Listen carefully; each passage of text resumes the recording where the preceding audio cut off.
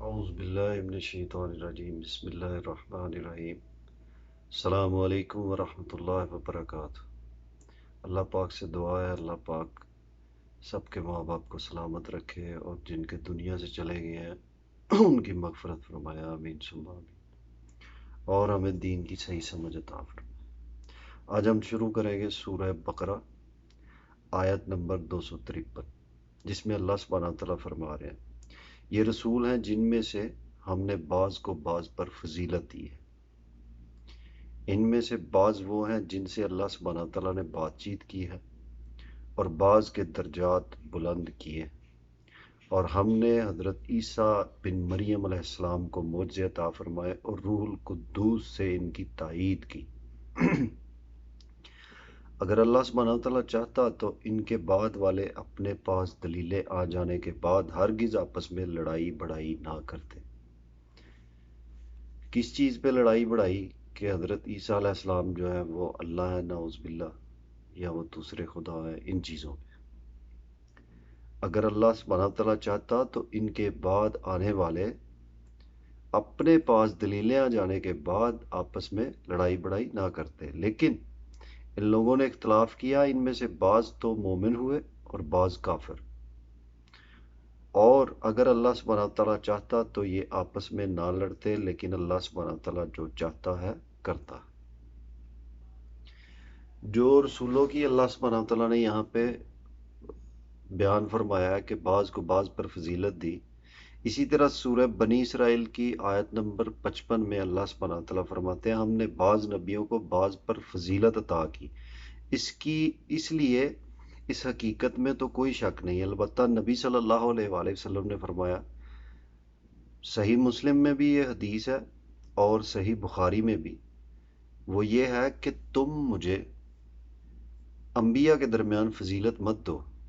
نبی صلی اللہ علیہ وآلہ وسلم نے فرمایا تم مجھے انبیاء علیہ السلام کے درمیان فضیلت مت دو۔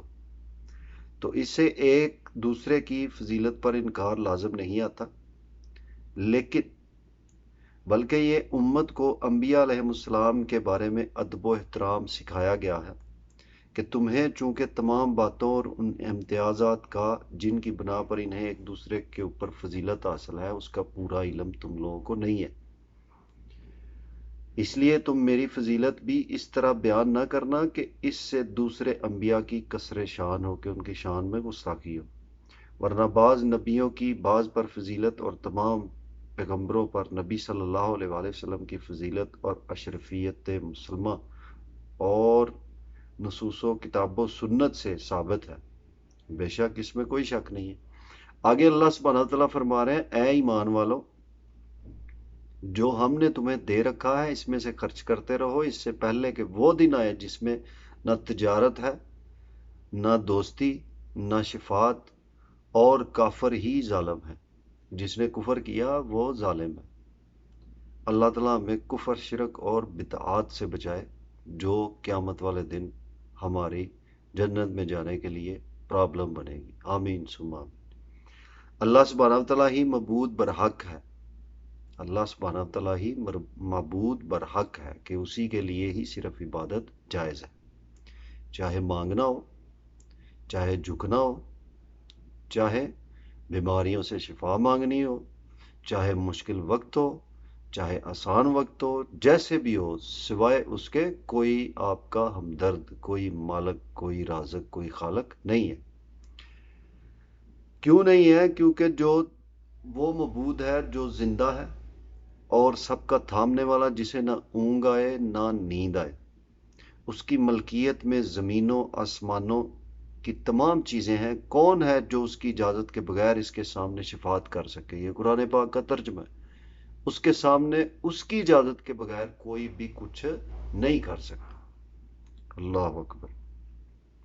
وہ جانتا ہے جو اس کے سامنے ہے اور جو ان کے پیچھے ہے، اور وہ اس کے علم میں ہے، کسی چیز کا احاطہ نہیں کر سکتے مگر جتنا وہ چاہے۔ کوئی بھی کسی چیز کا احاطہ یا کسی کی پکڑ دھکڑ کچھ بھی نہیں کر سکتا جب تک وہ رب العزت نہیں چاہتا۔ اس کی کرسی کی وسعت نے زمین و آسمان کو گھیر رکھا ہے، اور اللہ سبحانہ تعالیٰ ان کی حفاظت سے نہ تھکتا اور نہ اکتاتا ہے، وہ تو بہت بلند اور بہت بڑا ہے۔ اللہ اکبر کبیرہ والحمد للہ کثیرہ وسبحان اللہ بکرۃ واصیلا۔ یہاں پہ اللہ سبحانہ تعالیٰ فرما رہے ہیں کہ کرسی، اس کی کرسی نے زمین و آسمان کو گھیر رکھا ہے۔ اس کا جو انسان کی عقل ہے، شعور ہے، اس میں یہ سوال پیدا ہوتا ہے کہ کرسی، اللہ سبحانہ تعالیٰ کرسی پہ بیٹھتا ہے۔ یہ صرف انسان کو سمجھانے کے لیے، کیونکہ انسان کی جو عقل شعور جس لیول کا ہے، اللہ رب العزت نے قرآن اتنا آسان، اللہ سبحانہ تعالیٰ فرماتے ہیں ہم نے آپ کے لیے قرآن کو آسان کر دیا تاکہ انسان سمجھے کہ واقعی وہ ہے، ٹھیک ہے۔ کرسی کا انسان کو پتہ ہے، اگر کسی اور چیز کی اللہ سبحانہ تعالیٰ دلیل دیتا جس کا انسان کو پتہ نہیں ہے تو وہ اس کی سمجھ سے قاصر ہوتا، اس میں کئی سارے سوالات اٹھاتا۔ اس لیے بہت ساری نشانیاں، بہت ساری دلیلیں اللہ سبحانہ تعالیٰ نے قرآن پاک میں اس طرح بیان فرمائی ہیں تاکہ لوگوں کو سمجھ آ سکے۔ اللہ سبحانہ تعالیٰ فرماتے ہیں دین کے بارے میں کوئی زبردستی نہیں، دین کے بارے میں کوئی زبردستی نہیں، ہدایت دلالت سے روشن ہو چکی، ہدایت دلالت سے روشن ہو چکی۔ اس لیے جو شخص اللہ سبحانہ تعالیٰ کے سوا دوسرے معبودوں کا انکار کر کے اللہ سبحانہ تعالیٰ پر ایمان لائے، اس نے مضبوط کڑے کو تھام لیا جو کبھی نہ ٹوٹے گا، اور اللہ سبحانہ تعالیٰ سننے والا اور جاننے والا ہے۔ کبھی بھی نہ ٹوٹے گا ایسا کڑا ہے۔ کیسے؟ قیامت، دنیا میں ہم بہت ساری چیزیں سوچتے ہیں، کوئی مشکل وقت آ گیا، بندہ پریشان ہو گیا، کچھ بھی ہو گیا، ذریعے ڈھونڈتا ہے انسان، وسیلے ڈھونڈتا ہے، حالانکہ اللہ سبحانہ تعالیٰ فرماتا ہے کہ میرے سوا نہ تمہاری کوئی مدد کر سکتا ہے، نہ تمہیں کسی بیماری سے شفا مل سکتی ہے، نہ تم موت سے بھاگ سکتے ہو، نہ تم اپنی مرضی سے رزق بڑھا سکتے ہو، نہ کسی کا رزق تنگ کر سکتے ہو، نہ کسی کو عزت دے سکتے ہو، نہ خود کی عزت بڑھا سکتے ہو، کچھ بھی نہیں کر سکتے سوائے اللہ سبحانہ تعالیٰ کے۔ تو جو اللہ سبحانہ تعالیٰ نے یہاں پہ فرمایا نا کہ اور معبودوں کو چھوڑ کے، اس کا مطلب ہے کہ اللہ تعالیٰ نے انسان کا، اس کا جو ایمان ہے اس کا امتحان لینے کے لیے اور چیزیں بنائیں، اور ان میں وہ چیز پیدا کی جو انسان کی عقل کو گھیرتی ہے۔ جیسے بہت ساری چیزیں اس دنیا میں اس ٹائم ہو رہی ہیں، اللہ تعالیٰ معاف کرے، بتاتے ہوئے بھی گھبراہٹ ہوتی ہے کہ ایک انسان جس کو اللہ سبحانہ تعالیٰ نے پیدا فرمایا، سورہ مومنون میں اللہ سبحانہ تعالیٰ فرماتے ہیں کہ اے انسان، ہم نے تجھے پیدا کیا خون کے ایک قطرے سے، جو ایک قطرہ تھا، پھر ماں کے پیٹ میں وہ قطرہ گیا، اس کے بعد وہ قطرے نے گوشت کی شکل اختیار کی، گوشت کی شکل اختیار کرنے کے بعد وہ ہڈیوں کا ڈھانچہ بن گیا، ہڈیوں کے ڈھانچے کے بعد اس کے اوپر ہم نے گوشت چڑھایا، گوشت چڑھانے کے بعد اس کے اوپر ہم نے وہ آنکھیں، ناک، کان، ہر چیز فٹ کر دی، پھر اس کو 9 مہینے پیٹ میں رکھنے کے بعد باہر نکالا، باہر نکال کے اس کو سانسیں دی، پھر اس کو دودھ پینے کی طاقت دی، پھر اس کو چلنے کی طاقت دی، پھر اس کو کھڑے ہونے کی طاقت دی، پھر اس کو عقل دی، شعور دیا، پہچان دی رشتوں کی۔ اب جب تمہیں شعور دیا، ایک مقام دیا، ایک نام دیا، تو اب تم میرے ساتھ ہی شرک کرتا ہے جس نے تجھے ایک بالکل ادنا سے پانی سے پیدا کیا۔ اللہ اکبر کبیرہ۔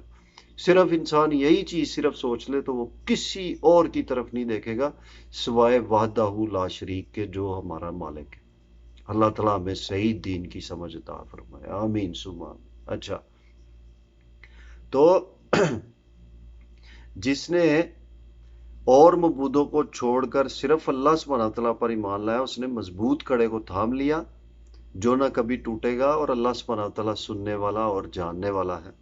ایمان لانے والوں کا کارساز اللہ سبحانہ تعالیٰ خود ہے، جو ایمان لے آتے ہیں ان کا اللہ سبحانہ تعالیٰ کارساز خود ہے۔ کیسے؟ جیسے نبی صلی اللہ علیہ وآلہ وسلم کی ایک حدیث مبارکہ ہے کہ جب ایک مومن کو پریشانی ہوتی ہے، دکھ ہوتا ہے، تکلیف ہوتی ہے، بیماری ہوتی ہے، وہ صبر کرتا ہے، اور جب اس کے ساتھ اچھا وقت آتا ہے، خوشحالی آتی ہے، اچھے دن آتے ہیں، تو وہ شکر کرتا ہے۔ تو یہ سب کیسے ہوتا ہے؟ کوئی بھی انسان خود سے یہ نہیں کر سکتا جتنی دیر تک اللہ رب العزت نہ چاہے۔ وہ طاقت دیتا ہے انسان کو صبر کرنے کی، شکر کرنے کی، تب جا کے وہ مقام ملتا ہے، نہیں تو نہیں مل سکتا۔ یہی یہ ایمان کا ایک حصہ ہے کہ ہر چیز کی کوشش کرنا، ٹھیک ہے، اس کو کرنے کی کوشش کرنا، لیکن مانگنا اللہ سبحانہ تعالیٰ سے، کیونکہ وہی مالک ہے، وہی ہر چیز دینے والا ہے، عقلوں کو بدلنے والا، دلوں کو بدلنے والا، شعور کو بدلنے والا، ہر چیز کو کنٹرول کیے ہوئے ہے وہ ذات باری تعالیٰ۔ اچھا، ایمان لانے والوں کا کارساز اللہ سبحانہ تعالیٰ خود ہے، وہ انہیں اندھیروں سے روشنی کی طرف نکال لے جاتا ہے، اور کافروں کے اولیاء شیاطین ہیں، اور انہیں روشنی سے نکال کر اندھیروں کی طرف لے جاتے ہیں، یہ لوگ جہنمی ہیں اور ہمیشہ اسی میں پڑے رہیں گے۔ جہنم کی بات سے مجھے ایک بات یاد آئی، حضرت ابن عباس رضی اللہ تعالیٰ عنہ سے ایک شخص نے پوچھا کہ حضرت یہ جو جہنم کی آگ ہے، یہ دنیا کی آگ سے نبی صلی اللہ علیہ وآلہ وسلم نے فرمایا 69 گنا تیز ہوگی، تو اس میں تو انسانی جسم جو ہے وہ تو مطلب گزارا نہیں کر سکتا جی، تو بالکل مطلب یہ دیکھیں نا، چھوٹی سی چمڑی ہے تو 69 گنا زیادہ آگ کیسے برداشت کر سکتی؟ تو حضرت ابن عباس رضی اللہ تعالیٰ عنہ نے فرمایا کہ قیامت والے دن انسان کی یہ جو جگہ ہے، یہ گلے سے لے کے یہاں سے لے کے یہاں تک، یہ 500 سال کی مسافت ہو جائے گی اس کی ایسے، ٹھیک ہو گیا؟ ابھی اس مسافت کو سمجھنے کے لیے، امیجن کرنے کے لیے، جو دین ہے، اصل جو سائنس ہے وہ اسلام میں ہے، دین میں ہے۔ زمین سے پہلے آسمان کا جو فاصلہ ہے وہ 500 سال کا ہے، تو اتنی موٹی گردن ہو جائے گی، جب تو اس کو جلنے کے لیے ٹائم تو لگے گا۔ پھر اس کے بعد فرمایا کہ یہ جو جلد ہے، یہ جو چمڑی ہے، یہ 70 ہاتھ بڑی ہو جائے گی، چاروں طرف، چاروں طرف، یہ نہیں کہ ایک طرف، نہیں، چاروں طرف۔ تو انسان جلے گا، جل جائے گا، اس کے بعد پھر اس کے اوپر گوشت چڑھایا جائے گا، پھر جلے گا، پھر گوشت چڑھایا جائے گا۔ تو یہ بات جا کے کنیکٹ کہاں پہ ہوتی؟ ماں کے پیٹ سے۔ ماں کے پیٹ میں تو ایک قطرہ ہوتا ہے، اس سے ایک پورا بچہ پیدا ہو جاتا ہے، تو جہنم میں بھی یہی سین ہوگا۔ مطلب ایگزامپل ہے ایک، اللہ عالم، ٹھیک ہے؟ تو اللہ سبحانہ تعالیٰ فرماتا ہے کہ میرے علاوہ کسی کی عبادت نہ کرو، اگر کرو گے تو کل کو چھڑوانے والا کوئی بھی نہیں ہوگا، اگر کوئی چھڑوائے گا بھی تو میری اجازت کے بغیر وہاں کچھ بھی نہیں ہوگا۔ اللہ اکبر۔ اللہ تعالیٰ سے دعا ہے اللہ تعالیٰ ہمیں موت کی سختیوں سے بچائے، قبر کے عذاب سے بچائے، اور جہنم کی آگ سے بچائے، اور اب دنیا و آخرت میں کامیاب کرے، آمین ثم آمین۔ آگے اللہ سبحانہ تعالیٰ دلیل بیان فرما رہے ہیں کیا تو نے اسے نہیں دیکھا جو سلطنت پا کر ابراہیم علیہ السلام سے اس کے رب کے بارے میں جھگڑتا رہا تھا؟ یہ کس کی بات ہو رہی ہے؟ نمرود کی بات ہو رہی ہے۔ اللہ تعالیٰ، سلطنت اس کو کس نے دی؟ اللہ سبحانہ تعالیٰ نے، کہ جب اس کو ہم نے سلطنت دے دی تو وہ جھگڑ رہا تھا کس کے بارے میں؟ جس نے دی۔ کیا جھگڑا تھا؟ جب ابراہیم علیہ السلام نے کہا میرا رب تو وہ ہے جو جلاتا اور مارتا ہے، اور وہ نمرود آگے سے کیا کہہ رہا ہے؟ وہ کہنے لگا میں بھی جلاتا اور مارتا ہوں۔ ابراہیم علیہ السلام نے کہا اللہ سبحانہ تعالیٰ تو سورج کو مشرق سے نکالتا ہے، ٹھیک ہے،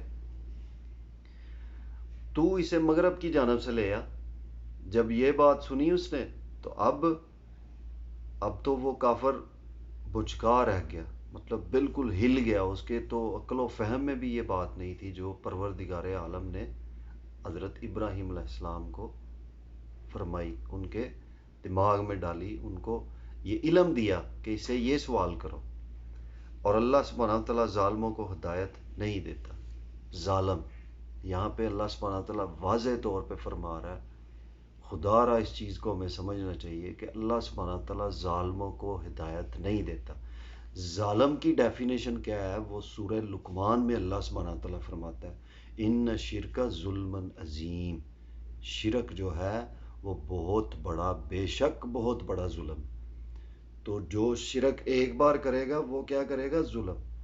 تو جب بار بار کرے گا تو وہ کیا ہوگا؟ پھر وہ ظالم ہو جائے گا۔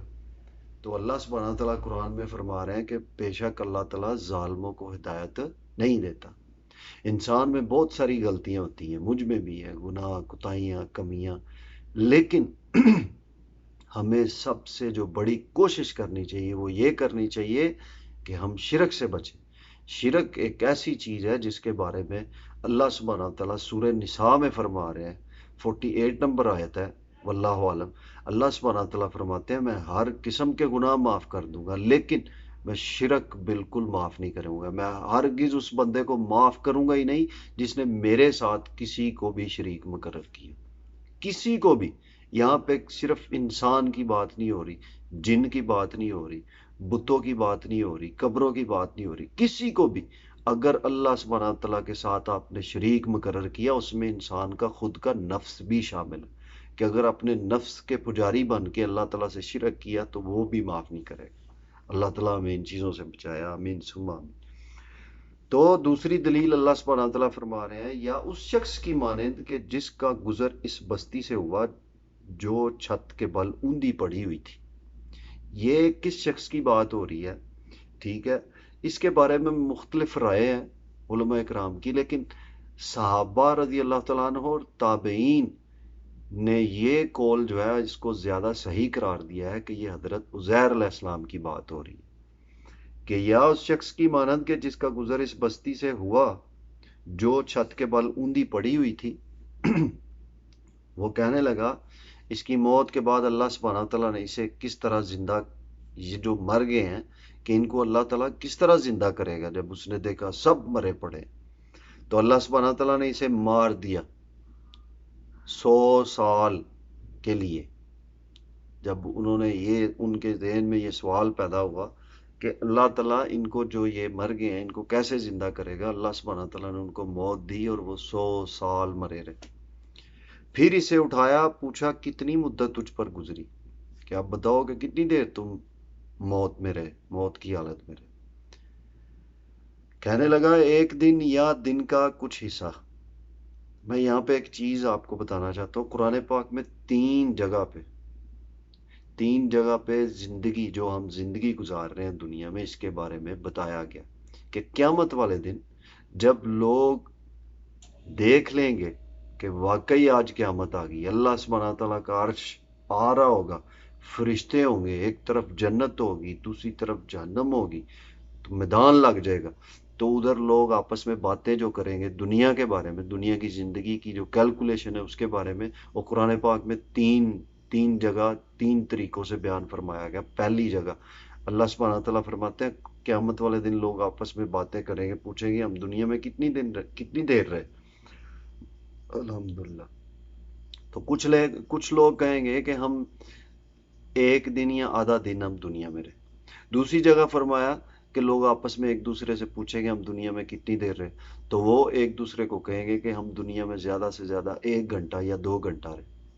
तीसरी जगह फरमाया कि दुनिया में वो आपस में एक दूसरे से सवाल करेंगे कि हम दुनिया में कितनी देर रहे, तो बताने वाले बताएंगे कि हम दुनिया में ज्यादा से ज्यादा 1 घड़ी या 2 घड़ी, मतलब 1 मिनट या 2 मिनट हम दुनिया में। तो हमें इस दुनिया की जिंदगी को तरजीह देने से ज्यादा बेहतर है कि हमारी जो जिंदगी आगे शुरू होनी, जो कभी खत्म ही नहीं होनी, उसकी तरफ हम अपनी टेंशनें और अपने स्केड्यूल प्लानिंग उसके बारे में करनी चाहिए, जो कभी खत्म नहीं होगी। जिसमें एक दफा जो कामयाब हो गया खलास वो कामयाब है, उसको कोई परेशानी, कोई दुख, कोई तकलीफ, कोई रंज, कोई कुछ भी नहीं होगा सिवाय अल्लाह सुब्हानहू तआला की ज़ात के और उसकी रहमत के, उसके इनामात।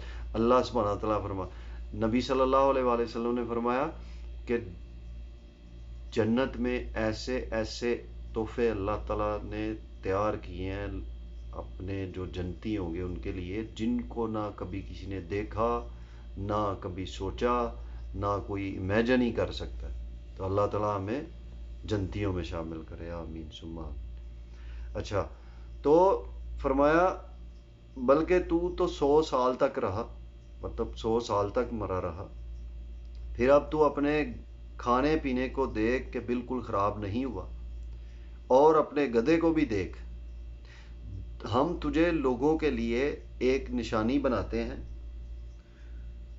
तो देख के हम हड्डियों को किस तरह उठाते हैं, फिर इन पर गोश्त चढ़ाते हैं। जब ये सब ज़ाहिर हो चुका तो कहने लगा, मैं जानता हूं कि अल्लाह सुब्हानहू तआला हर चीज पर कादिर है। अल्लाह सुब्हानहू तआला ने 100 साल बाद जिंदा किया, पूछा कि तुम कितनी देर जिंदा रहे, کہا مجھے نہیں پتا. ٹھیک ہے. کتنی مدت گزری؟ ایک دن یا اس سے زیادہ؟ اللہ سبحانہ تعالیٰ نے فرمایا تم 100 سال مرے رہے. 100 سال کے بعد اب اٹھے ہو، دیکھو تمہارا جسم بالکل فٹ ہے. یہاں تک کہ تمہارا گدھا بھی تمہارے ساتھ مر گیا تھا، وہ بھی ابھی زندہ ہوا ہے، وہ بھی ویسے کا ویسا ہے. وہ بھی چھوڑو، اپنے آپ کو بھی چھوڑو، اپنا کھانا دیکھو. 100 سال پہلے جو تم نے اپنے ساتھ کھانا لائے تھے، 100 سال بعد وہ کھانا بالکل سیم ٹو سیم پہلے کی طرح ٹھیک ہو گیا جی. تو اور جب ابھی تیسری دلیل کیا آگے، پہلی دلیل ہوگی کہ ابراہیم علیہ السلام کو جب نمرود نے کہا ان کے سوالات جوابات ہوئے. دوسری دلیل عزیر علیہ السلام کے بارے میں، ان کو 100 سال مارا گیا، زندہ کیا گیا، واللہ عالم. ابھی تیسری دلیل کیا ہے؟ اور جب حضرت ابراہیم علیہ السلام نے کہا اے میرے پروردگار مجھے دکھا تو مردوں کو کس طرح زندہ کرے گا، یہ سوال کیا اللہ سبحانہ تعالیٰ سے حضرت ابراہیم علیہ السلام نے. جناب باری تعالیٰ نے فرمایا کیا تمہیں ایمان نہیں؟ اللہ اکبر. کتنی اللہ تعالیٰ کی ذات ان سے محبت کرتی تھی کہ آگے سے سوال انہوں نے کیا، پھر آگے سے ایک اور سوال کیا کہ کیا تمہیں مجھ پہ ایمان نہیں ہے؟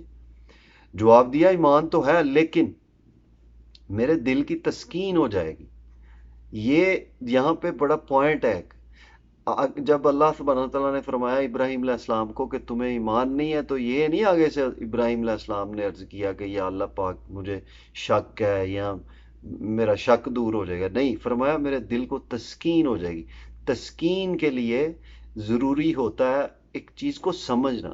یہ نہیں ہوتا اس کا مقصد کہ مجھے یقین نہیں ہے تو مجھے یقین ہو جائے گا. نہیں، تسکین کے لیے فرمایا مجھے تسکین ہو جائے گی. تو اللہ سبحانہ تعالیٰ نے فرمایا 4 پرندے لو 4، ان کے ٹکڑے کر ڈالو، پھر ہر پہاڑ پر ان کا ایک ایک ٹکڑا رکھ دو، پھر انہیں پکارو، تمہارے پاس دوڑے چلے ہوئے آ جائیں گے. اور جان رکھو اللہ سبحانہ تعالیٰ غالب ہے اور حکمتوں والا ہے.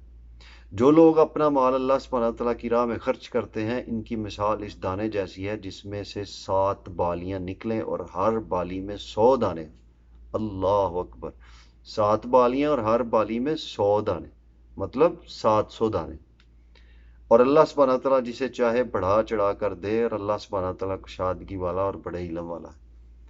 مطلب ہم اللہ تعالیٰ کی راہ میں یہاں مثال بیان فرمائی جا رہی کہ جو اللہ کی راہ میں 1 روپیہ دے گا، 1 دینار دے گا، 1 ریال دے گا، مطلب جو بھی کرنسی چل رہی، 1 روپیہ دے گا تو اس کی مثال، اس کو واپس جو ملے گا اللہ سبحانہ تعالیٰ کی طرف سے انعام جو ملے گا، جو اللہ کی رضا کے لیے دے گا، ریاکاری کے لیے نہیں، لوگوں کو دکھانے کے لیے نہیں، تو اللہ سبحانہ تعالیٰ واپس اس کو اس طرح دے گا جیسے ایک دانہ گندم کا ہم زمین میں ڈالتے ہیں، اس میں سے 7 بالیاں نکلتی ہیں، ہر بالی میں 100 دانے ہوتے ہیں. تو اس لحاظ سے تو اللہ سبحانہ تعالیٰ فرما رہے ہیں کہ اللہ تعالیٰ جسے چاہے اس سے بھی بڑھا چڑھا کر دے. سبحان اللہ. تو ایک حدیث میں جو ابراہیم علیہ السلام کے بارے میں یہاں پہ بات ہو رہی ہے، اس میں ایک حدیث میں آتا ہے کہ حضرت ابراہیم، نبی صلی اللہ علیہ وآلہ وسلم نے حضرت ابراہیم علیہ السلام کے اس واقعے کا تذکرہ کر کے فرمایا، ہم نے، یہ صحیح بخاری میں یہ حدیث ہے، ہم ابراہیم علیہ السلام سے زیادہ شک کے حقدار ہیں. اس کا یہ مطلب نہیں کہ ابراہیم علیہ السلام نے شک کیا لہٰذا ہمیں اس سے زیادہ شک کرنے کا حق پہنچتا ہے، بلکہ مطلب حضرت ابراہیم علیہ السلام سے شک کی نفی ہے. یعنی ابراہیم علیہ السلام نے احیاء موتا، مطلب مردہ کو زندہ کرنے کی کہ مسئلے میں شک نہیں کیا. اگر انہوں نے شک کا اظہار کیا ہوتا تو ہم یقیناً شک کرنے میں ان سے زیادہ حقدار ہوتے. یہ امام شوکانی رحمۃ اللہ علیہ نے اس بارے میں تفسیر لکھی ہے. ٹھیک ہے جی. آگے اللہ سبحانہ تعالیٰ فرما رہے ہیں جو لوگ اپنا مال اللہ سبحانہ تعالیٰ کی راہ میں خرچ کرتے ہیں، پھر اس کے بعد نہ تو احسان جتاتے ہیں نہ تکلیف دیتے ہیں جس کے اوپر خرچ کیا ہوتا ہے، ان کا اجر اللہ سبحانہ تعالیٰ کے پاس ہے، اور ان پر نہ تو کچھ خوف ہے نہ وہ اداس ہوں گے. نرم بات کہنا اور معاف کر دینا اس صدقہ سے بہتر ہے جس کے بعد ایاز رسانی ہو. مطلب کوئی ایسا صدقہ کیا جائے جو کرنے کے بعد اگلے کو تکلیف پہنچائی جائے، اس سے بہتر صدقہ یہ ہے کہ نرم بات کسی کو کہنا اور معاف کر دینا. اور اللہ سبحانہ تعالیٰ بے نیاز اور بردبار ہے. تو یہ ساری جو چیزیں ہیں ان میں جو ہم آج ہمارا موضوع تھا اس میں اللہ سبحانہ تعالیٰ سٹارٹنگ میں فرما رہے تھے کہ میرے علاوہ کوئی عبادت کے لائق نہیں، میری عبادت کرو. پھر اس کے بعد دلیلیں دی گئی کیوں عبادت کرو. حضرت ابراہیم علیہ السلام کی دو دلیلیں دی گئی، حضرت عزیر علیہ السلام کی. پھر اللہ سبحانہ تعالیٰ نے فرمایا اس بارے میں کہ جو میری راہ میں خرچ کرتا ہے وہ دیکھیں، جو ہم خرچ کرتے ہیں وہ اللہ تعالیٰ کو اس کا کوئی فائدہ نقصان نہیں ہے، اس میں فائدہ ہمارا ہے. اللہ سبحانہ تعالیٰ ہمارا فائدہ چاہتا ہے. تو یہ چیزیں اللہ تعالیٰ سے دعا ہے کہ اللہ تعالیٰ ہمیں سمجھنے کی توفیق عطا فرمائے، ہمارا ایمان مضبوط فرمائے، اور جتنی بھی ہماری زندگی ہے وہ صحیح راہ پہ چلنے کی توفیق عطا فرمائے. وما علینا الا البلاغ المبین. اور میرا کام تھا صحیح بات پہنچا دینا اور میں نے پہنچا دی. اللہ سبحانہ تعالیٰ سے دعا ہے اللہ سبحانہ تعالیٰ موت کی سختیاں سے دور رکھے، قبر کے عذاب سے بچائے، جہنم کی آگ سے بچائے، اور جو بھی دین کا کام کر رہے ہیں اللہ سبحانہ تعالیٰ اس کا آخرت میں اجر عطا فرمائے. آمین ثم